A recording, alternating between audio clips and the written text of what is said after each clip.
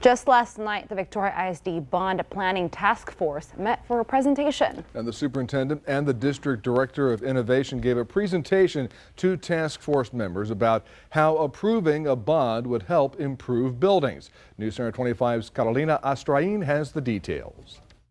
A middle school lacking a readily accessible entrance. Gas lines that are rusted and leaking.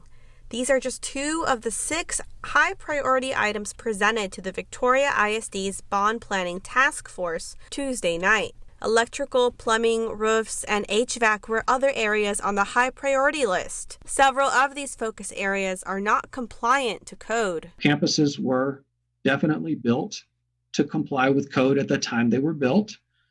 But as you can imagine, as you looked at the ages of our facilities, many of them were built at a time that was before codes even existed. The task force also heard from Superintendent Quentin Shepard and Melissa Correll, Director of Innovation for the Victoria School District. Correll presented what it would look like if the district implemented a blended learning and STEM pathways campus restructuring. At least $545,000 in grant monies have already been acquired.